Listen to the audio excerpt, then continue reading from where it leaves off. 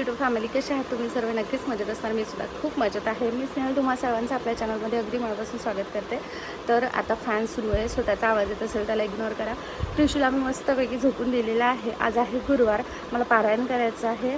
त्याआधी आई बाबा दोघंही गेलेले आहेत एका अर्जंट कामासाठी बाहेर. सो त्यांचं म्हणजे ते येईपर्यंत मला पारायण करून घ्यायचं आहे. मला माझी उसळही आज स्वतःच करायची आहे, कारण आईला थोडं अर्जंट होतं. सो ती गेली आणि मग मला फराळ करायचा आहे. त्यानंतर ते येईपर्यंत सर्व झालं पाहिजे, मग शॉपलासुद्धा जायचं आहे. त्रिशू अजिबातच झोपत नव्हती.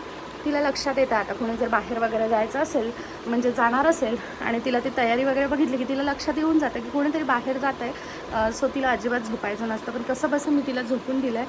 आता ना मी पटकन पारायण करून घेते आणि त्याच्यानंतर मग उसळ वगैरे करते. बाकी त्रिशूचं त्यानंतर तिच्यासोबत आई बाबा नसताना दिवस कसा जातो आहे हे सुद्धा तुमच्याबरोबर शेअर करते. सो व्हिडिओला असेच कनेक्ट राहा. सो मी आता मस्तपैकी उसळ करून घेतलेली आहे, कारण आई अजूनही यायची आहे. मस्त आता मी फराळ करून घेते. इकडे माझी उसळ रेडी आहे आणि इकडे माझी सोनूलीसुद्धा मला म्हणजे उसळ खायसाठी उठलेली आहे तोपर्यंत, कारण तिला भूक लागलेली होती. नंतर शॉपला आले, मस्तपैकी देवाची पूजा करून घेतली. पूजा केल्यानंतर ना खरंच खूप जास्त प्रसन्न वाटतं. सो मी शॉपला आली, पूजा वगैरे दाखवली तुम्हाला. शॉपला यायला मला आज वाजलेत 4:45 डायरेक्टली. त्याचं रिझन असं की आई बाबा बाहेर गेले होते, जसं तुम्हाला दाखवलं तसं. त्यानंतर प्रिशू उठली माझं पारायण व्हायच्या आधीच. मग घरी कोणी नव्हतं, सो मला मध्ये उठावंच लागलं. मग मी प्रिशूला घेतलं आणि त्याच्यानंतर तिने आई बाबा येईपर्यंत जे गोंधळ घातला ना, मला उसळ पण करू देत नव्हती. कशीबशी मी उसळ केली, फराळ केला. आई बाबा आल्यानंतर पण असं झालं की थोडं एक असतं ना फॅमिली टेन्शन, सो तेच झोनमध्ये होतो आम्ही. तर त्यात सर्व बोलण्यात असं झालं की खूप वेळ झाला. आणि एवढ्यात काय होतं आहे, मी रात्रभर झोपू शकत नाही आहे. प्रिशूमुळे नाही, प्रिशू आता छान म्हणजे तिला जेव्हापासनं आईजवळ झोपायला लागली आहे मी, तेव्हापासनं ती छान झोपते रात्रभर. सो तिचं असं काही टेन्शन नव्हतं. रात्री ती माझ्याजवळ होती तरीसुद्धा. पण मलाच असं होतं आहे, विचारांनी खूप जास्त परत मी त्या डिप्रेशनवाल्या झोनमध्ये जायला लागली की काय, असं व्हायला लागलं आहे मला. कोणाचाच त्रास नाही आहे बाय द वे. पहिलं असं होतं की कोणीतरी काय बोललं त्यामुळे मी एवढे विचारात जायची. आता कोणामुळे नाही, आता मला प्रिशूचा विचार येतो जास्त. आणि त्याच्यामुळे असं होतं की प्रिशूचा म्हणा, माझ्या घरच्यांचासुद्धा आईबाबांनी प्रचंड टेन्शन घेतलेलं आहे काही गोष्टींचं. सो त्यांना, त्याच्यानंतर मला, श्रेयाला तणावाचंच वातावरण असल्यासारखं आहे म्हणू शकता. पण रात्रभर झोप लागत नाही आहे. मला असं होतं आहे की परत डॉक्टरसोबत कन्सल्ट करू की काय, कारण लास्ट टाईम असं होतं की मग त्यांनी मेडिसिन वगैरे दिली होती, पण झोपेच्या गोळ्या घेणं चांगलं नाही आहे अजिबात, हे माहिती आहे. त्याच्यामुळे मग मी असं होतं नको, डॉक्टरकडे जायला नको, कारण ते झोपेच्याच गोळ्या देणार आहेत. त्याच्यामुळे मग प्रिशू फीड घेते. तर असं होतं की मागे मला मायग्रेनचा काही दिवस याच तणावामुळे खूप डेंजर त्रास झालेला. सो डॉक्टरनी मला मेडिसिन दिलं होतं. त्याच्यामुळे असं होत होतं की दोघी वाहिले की झोपून राहत होतो आम्ही. सो मी म्हटलं त्याने एकच दिवस घेतलं मी, पण त्याच मग दिवसभर दोघी जणी झोपून राहिलो. रात्री झोप झाल्यानंतर दिवसभर आम्हाला असं होतं की दोघींना पण झोपू वाटत होतं. सो मी म्हटलं नाही, मी ब्रेस्टफीड करतं त्याच्यामुळे मग नको घ्यायला. सो आता तेही काही प्रॉब्लेम नाही, म्हणजे तेही काही प्रश्न नाही. डॉक्टरकडे तर बरं जायचंच नाही आहे. मग काय करायचं, घरी डिस्कशन केलं, या सर्व गोष्टी झाल्या. सर्व हेच सल्ले देतात की टेन्शन घ्यायचं नाही, सगळं ठीक होते. पण मी आईला बोलली की तुम्ही का घेता टेन्शन, नाही का. तर आई मला बोलली की येतच असते टेन्शन. म्हटलं मग साहजिक आहे, माझंसुद्धा मला टेन्शन येणारच. तर असं सगळ्या फालतू गोष्टींमुळे होतं आहे. आणि त्याच्यामुळे मग खूप जास्त आमचं सर्वांचं असं होतं की खूप वेळ गेला त्याच्यामध्ये. मग मला 4:45 वाजले शॉपला यायला. शॉपला आल्यानंतरही मी 1 तासपर्यंत शांत बसलेली होती. तेव्हाही शांत नाही म्हणता येणार, बसलेली होती शांतच, ॲक्टिव्हिटी काहीच नव्हती करत. पण डोक्यामध्ये ज्या ॲक्टिव्हिटी सुरू होत्या ना त्या प्रचंड होत्या. मग त्याच्यानंतर पूजा वगैरे केली. आता थोडं पूजा केल्यानंतर मला रिलॅक्स वाटतं आहे. आता विचार करते की मी मंदिरात जाते. होतं कुठेतरी आम्ही सर्वच आता रेस्टलेस फील करतो आहे. त्याच्यामुळे मला असं वाटते की ठीक आहे, चला आता मंदिरात जाते, थोडा वेळ शांत बसते. स्वामींच्या मंदिरात खरं तर मला जायचं होतं. आज गुरुवार आहे, मला उपवाससुद्धा आहे आणि कदाचित माझा आजचा 5वा गुरुवार आहे. मला लक्षात पण नाही आहे या सर्व गोष्टींमुळे. आता मला ते बघायचं आहे पहिला कधी होता तर. आणि त्याच्यानंतर मग मंदिरात जायचं आहे. खरं तर तिकडे जायचं होतं, पण मी विचार करते की आता तिकडे जात नाही. कारण मला असं होतं की मला जेव्हाही खूप एक्स्ट्रीम लेवलचं टेन्शन येतं किंवा एक्स्ट्रीम लेवलला मी सॅड असते ना, मला असं वाटतं की सर्वात आधी प्रिशूजवळ जायचं. कारण त्यावेळी ना माझ्या डोक्यात खूप विचार सुरू असतात, खूप खराब विचार सुरू असतात. आणि मग असं होतं की लगेच प्रिशूजवळ जायचं. प्रिशूजवळ गेल्यानंतर त्या विचारांना पूर्णविराम मिळतो. ते विचार मग पूर्णपणे नाहीशी होतात. सो असं आहे. तर आता मी आधी गजानन महाराजच्या मंदिरात जाते, थोडा वेळ तिथे शांत बसते. वाजलेले आहेत 7:30. एक अर्धा तास आहे माझ्याकडे. शांत बसते थोडं आणि त्याच्यानंतर मग घरी जाते. आणि बाकी काय होतं ते तुमच्याबरोबर घरी गेल्यानंतर शेअर करते. मी हे सर्व माझे एक्सपिरियन्सेस, मी काय फील करते हे यासाठी शेअर करते आहे ना, कारण बरेच जण आहे मला म्हणजे इन्स्टाला DM आलेत काही की आम्हीसुद्धा त्याच फेजमध्ये आहोत. काही जणांचं असं की आम्ही सर्व त्रास सहन करतो आहे पण आम्ही कोणाला बोलू शकत नाही आहे. काही जणांचं असं होतं की आम्ही बोललो आहे फॅमिलीला पण फॅमिली समजून घेत नाही आहे. काहींचं असं होतं की आम्हीसुद्धा सिंगल पॅरेंट आहोत आणि तू सांग की कसं डील करायचं सर्व गोष्टींना. म्हणून मी हे सर्व एक्सपिरियन्सेस शेअर करते की काही जणं आहेत ज्यांना गरज आहे सर्व गोष्टींची की मीही कधीतरी खचून जाते. मग त्यावेळी मी काय करते हे सांगण्यासाठी म्हणून ते. सो याचा कोणीही चुकीचा अर्थ घेऊ नका किंवा प्रत्येकाच्याच आयुष्यात काही ना काहीतरी आहे, तू कशाला सांगत बसते असं म्हणणाऱ्याने तरी यापासून दूर राहा. कारण असेही काही जण आहेत. मी फक्त माझ्या मुलीची आमची जर्नी शेअर करते आहे. बाकी जे रिलेट करतात ते त्याला खूप छान रिस्पॉन्स देतात. ज्यांना ते काही चुकीचं वाटतं त्यांनी ते प्लीज बघू नका. पण ॲटलिस्ट निगेटिव्हिटी तरी पसरवू नका की ही काय हे व्हिडिओ टाकते, ही काय ते व्हिडिओ टाकते. नाही, तुम्हाला नाही पटत आहे ना, तुम्ही नका बघू. आणि जे खरोखर रिलेट करतात, ज्यांना त्याच्यातून इन्स्पायर झाल्यासारखं वाटते आणि त्यांनी खरंच ते बघा आणि वाईट विचारांपासून खरंच दूर राहा. तर असं आहे. चला आता मी पटकन मंदिरात जाते आणि त्याच्यानंतर मग घरी गेल्यानंतर बाकी काय होतं ते शेअर करते. प्रिशूचं जसं मी लास्ट व्हिडिओमध्ये सांगितलं, प्रचंड ॲक्टिव्हिटी वाढलेल्या आहेत तिच्या आणि नवीन काय काय असतं.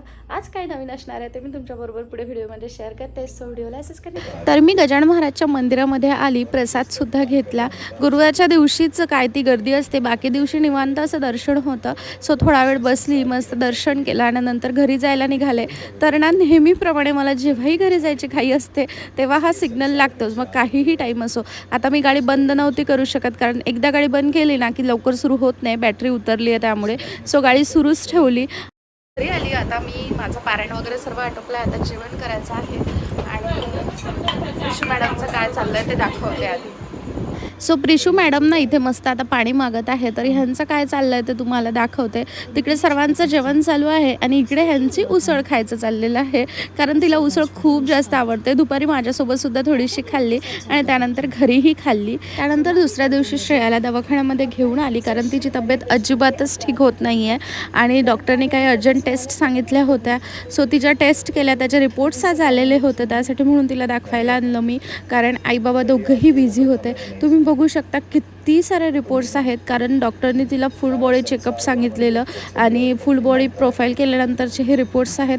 भरपूर रिपोर्ट्स आहेत, ते आता डॉक्टरला दाखवायचे आहे आणि त्यानंतर काय ते डॉक्टर आम्हाला ट्रीटमेंट सजेस्ट करेल ती आम्ही घेऊ.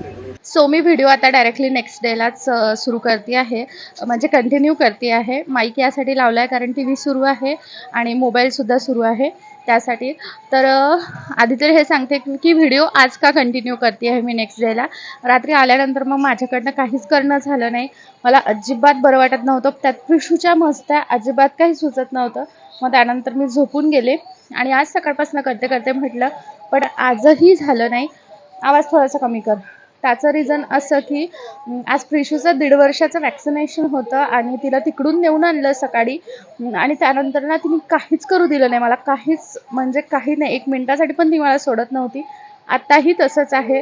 पण आता तिच्या हातामध्ये मी आता थोडा मोबाईल दिलेला आहे कारण सकाळपासून ती खूप चिडचिड करत होती आणि मोबाईल तिला थोडं दिलं. तिचं ते भजनं आहेत काही फेवरेट, रडू नको बाळा वगैरे, हे ते बघण्यात ती थोडं तिचा माइंड डायवर्ट होतो आणि तिचं दुखण्यावरून पण थोडं लक्ष डायवर्ट करण्यासाठी मी ते केलं कारण माझ्याजवळ असताना तिचं कंटिन्यू रडणं सुरू होतं. वॅक्सिन देणाऱ्या ज्या मॅडम होत्या त्यांनी तसं क्लिअर सांगितलेलं की हे वॅक्सिन भारी असतं, सो तिला तापही येईल, गाठही येऊ शकते, सो सारखं शेकत राहायचं. आणि मग ती तेव्हापासून मला एकटी सोडतच नाही आहे. मग आता संध्याकाळी तिला थोडं आईकडे दिलं मी आणि श्रेयाला दवाखान्यात नेऊन आणलं. बाकी मग आता जेवण वगैरे सर्व करायचं आहे. उद्याला आहे माझा बड्डे. आमचं बड्डेचं स्पेशल असं प्लॅनिंग होतं. प्लॅनिंग म्हणजे आम्ही सरप्राईज आताकडे जाणार होतो आणि मग परवाला आम्हाला अष्टमासिद्धीला जायचं होतं. प्रिशूला तिथे घेऊन जाऊन ते खूप दिवसापासून म्हणजे तिच्या जन्मापासून राहिलेलंच आहे. सो तिथे तिला न्यायचं होतं. अष्टमासिद्धीला एक विहीर आहे. त्या विहिरीच्या पाण्याने बाळांना अंघोळ करण्याचा असा मान असतो स्पेशल. सो तिथे न्यायचं होतं. म्हणून विचार केला की आत्याकडे जाऊया उद्या आणि परवाला सकाळी तिकडनं निघायचं असं. पण आम्ही आत्याकडे सरप्राईज जाणार होतो. पण झालं असं की काही कारणामुळे आमचं ते कॅन्सल झालं. त्याच्यामुळे पूर्ण प्लॅनच तो फ्लॉप झाला आणि असे रिझन होते की आम्ही जाणं म्हणजे शक्यच नव्हतं. सो ते प्लॅन कॅन्सल झालेला आहे. त्याच्यामुळे आता उद्याचं काय राहील ते मला काहीच नाही माहिती. कारण सेलिब्रेशनचं असं काही आमच्या डोक्यात नाही आहे बड्डेचं. कारण की बाबाकडून सॉरी आईकडून, पार्थकडून आणि प्रिशूकडून जे गिफ्ट होतं ते मला मिळालेलं आहे. श्रेयाकडून आणि बाबाकडूनचं गिफ्ट आहे ते बाकी आहे. ते कुठलं मिळतं ते मी नेक्स्ट ब्लॉगमध्ये शेअर करते. फायनली उद्या माझा बड्डे आहे म्हणजे 14 मार्चला. सो तुमचे छान छान विशेषसुद्धा द्या, आशीर्वादसुद्धा द्या, ज्याची मला खूप जास्त गरज आहे. बाकी मला जेवण वगैरे करायचं आहे. जेवण वगैरे करून घेते. प्रिशू आज काहीच ॲक्टिव्हिटी करत नाही आहे. सो मी प्रिशूचं तर काही शेअर नाही करू शकत.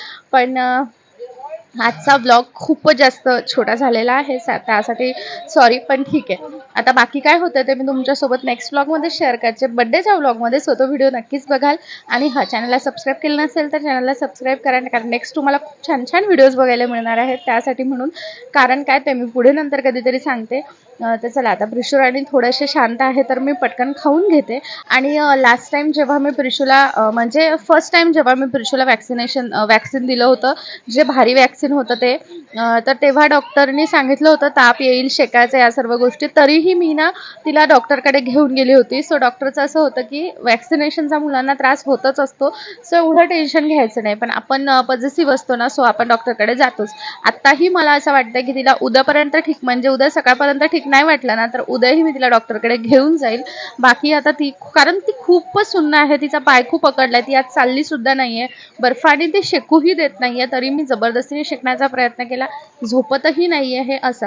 जर तुम्हाला कोणाला माहिती असेल ना बर्फाने शेकल्याशिवाय आणि तापाचं औषध दिल्याशिवाय वॅक्सिनेशनचा बाळाला जो त्रास होतो त्यावर काही सोल्युशन, तर मला प्लीज ते कमेंट सेक्शनमध्ये नक्कीच सांगा. मला ते युजफुल होईल. तर चला आता मी फायनली या व्हिडिओला इथेच एंड करते. तुम्हाला हा व्हिडिओ कसा वाटला ते मला कमेंट सेक्शनमध्ये नक्की सांगा. आणि नेक्स्ट माझा बर्थडे ब्लॉग बघायला विसरू नका. भेटूया नेक्स्ट व्हिडिओमध्ये. तोपर्यंत bye bye, take care and thanks for watching my video.